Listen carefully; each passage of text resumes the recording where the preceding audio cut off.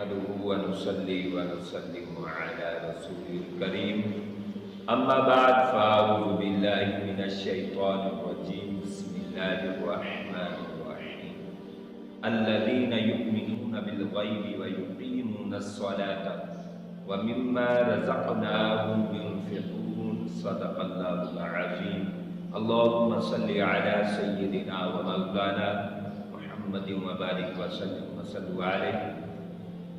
پیارے دوستو احباب ذی وقار، آج صدقاتی نوافل کے بیان میں آپ سے گوشت گزار کرنا چاہتا ہوں، آپ سے مخاطب ہوں۔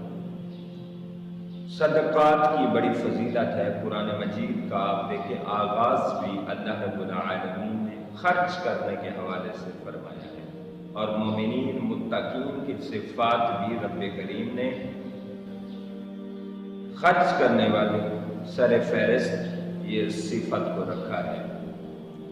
تو میرے محترم نمازی، میرے محترم مسلمان، سمجھیں کہ خرچ کرنے کی کتنی فضیلت ہے۔ اللہ رب العالمین نے ارشاد فرمایا الذین یؤمنون بالغیب، فرمایا مومنین متقین وہ ہیں جو غیب پر ایمان لاتے ہیں اور جو ہم نے ان کو دیا ہے اس سے خرچ کرتے رہتے ہیں، نماز قائم کرتے ہیں۔ تو پیارے دوستو، نماز جہاں نماز کا حکم آیا وہیں ساتھ خرچ کرنے کا حکم آیا، اور خرچ کرنے کے کئی اینگل سے بات ہوئی، زکوٰۃ، صدقات، خیرات، عطیات، ہدیات کی صورت میں اللہ رب العالمین نے خرچ کرنے کی ترغیب دلائی ہے۔ تو پیارے، ہم مسلمان خرچ سے بہت زیادہ دور ہیں، خرچ کرنا ہمارے لیے بہت مشکل ہو چکا ہے، خاص طور پر آج کے پرفتن دور میں۔ ہمیں خرچ کی طرف بڑھنا ہوگا۔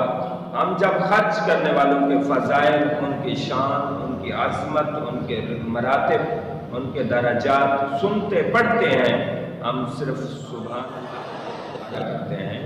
صرف سبحان اللہ سب کچھ نہیں ہے، سبحان اللہ کے ساتھ ساتھ عملاً پریکٹیکل بھی آپ کو اس میدان میں کودنا ہوگا اور عمل کرنا ہوگا، اور اعمال صالحہ میں خرچ کی طرف آپ کو بڑھنا ہوگا۔ آقا علیہ السلام صحیح مسلم شریف کی حدیث ہے، ابو ہریرہ رضی اللہ تعالیٰ عنہ روایت کرتے ہیں، آقا علیہ السلام فرماتے ہیں ایک شخص جنگل میں کھڑا ہوا تھا، وہیں بادل ہو گیا، اس نے بادل میں ایک آواز سنی، بادل کو حکم ہو رہا تھا کہ جاؤ فلاں جگہ پر استوار ہو جاؤ اور وہیں جا کے برسو اور فلاں بندے کے باپ کو سیراب کر دو۔ اب وہ بندہ کہتا ہے، میں سوچنے لگ پڑا کہ میں اس کے ساتھ جاؤں، کون خوش نصیب آدمی ہے جس کی زراعت میں، جس کی فصل میں، جس کی کھیتی باڑی میں خود بادل چل کے جا رہا ہے، خود بادل کو حکم دیا جا رہا ہے، وہ خوش نصیب کون ہے اور اس کا عمل کون سا اچھا ہے۔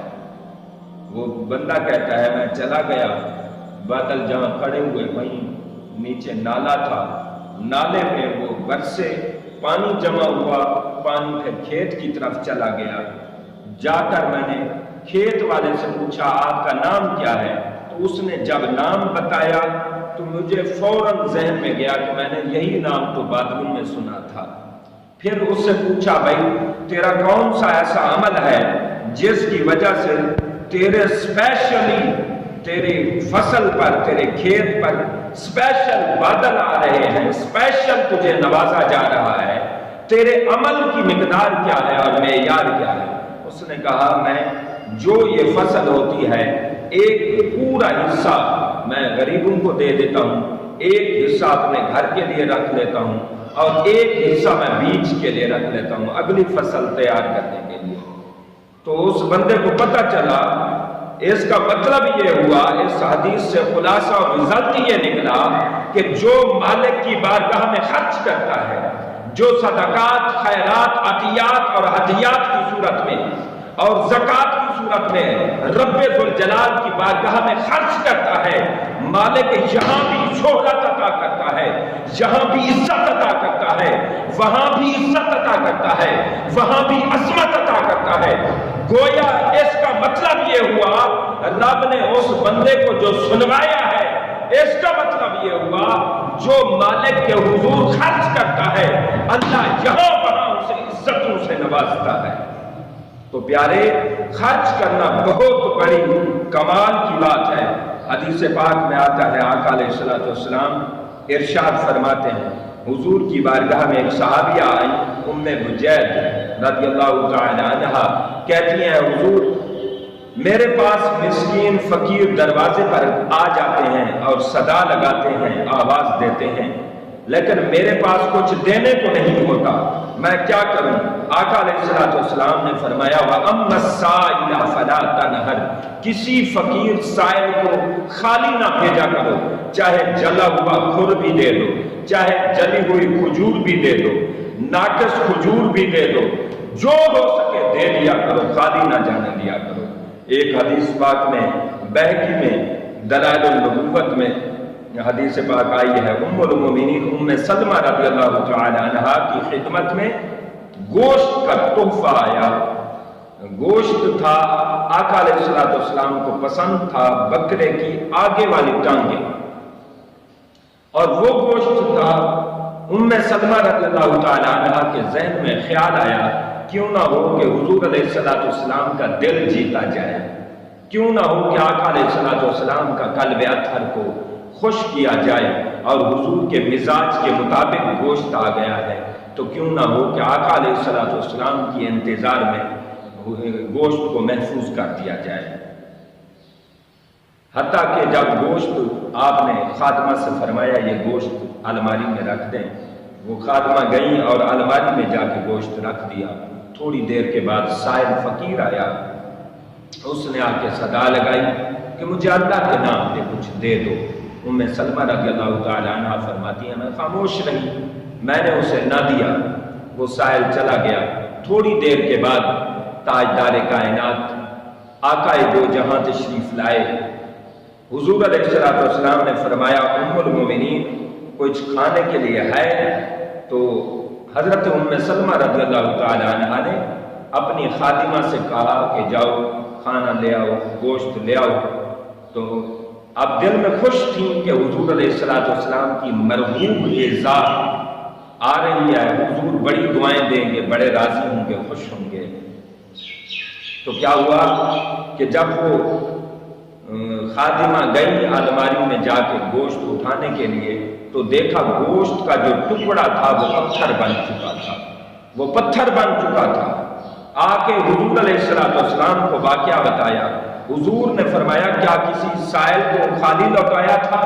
ام سلمہ کہنے لگی ہاں حضور، آپ کا فیوریٹ ڈش آئی تھی، مرغوب غذا آئی تھی، میں نے یہ سمجھا کہ حضور آپ کو کھلاؤں، میں نے سائل کو خالی لوٹا دیا۔ آقا علیہ الصلوۃ والسلام نے فرمایا یہ امت کو اطلاع دی جا رہی ہے۔ محبوب علیہ الصلوۃ والسلام کے کاشان نبوت میں یہ واقعہ اللہ نے رونما اس لیے کیا ہے تاکہ حضور کی پوری امت کو اطلاع ہو سکے، حضور کی پوری امت کو اطلاع مل سکے کہ اللہ رب العالمین اگر چاہے گوشت کو پتھر بنا دے، اگر مالدار کو فقیر بنا دے، بادشاہ کو منگتا بنا دے، مالدار کو اللہ غریب اور مسکین بنا دے، اس کے ہاں کوئی دیر نہیں ہے، کوئی اندھیر نہیں ہے۔ تو لہذا جب بھی کسی سائل کو، فقیر کو خالی لوٹاؤ گے تو خطرہ محسوس کرو، کبھی بھی رب کا عذاب آ سکتا ہے۔ لہذا اللہ کے عذاب کو اگر ٹالنا چاہتے ہو، اللہ کو منانا چاہتے ہو، اس کو راضی کرنا چاہتے ہو اور اس کی بارگاہ سے خیرات لینا چاہتے ہو تو دوسروں کی جھولیاں بھرنا سیکھو، دوسروں کے گھروں میں، غریبوں کے گھروں کی دہلیز تک پہنچو، غریبوں کے گھروں میں دستک دو اور ان کو انعامات سے، مال سے مالا مال کر دو۔ غریب کی دعائیں لگے گی، تم بھی خوشحال رہو گے، غریب بھی خوشحال ہوں گے۔ تم ان کی دعائیں لیتے رہو، تم یہاں بھی عزت کماؤ گے، وہاں بھی تمہیں بڑی عزت ملے۔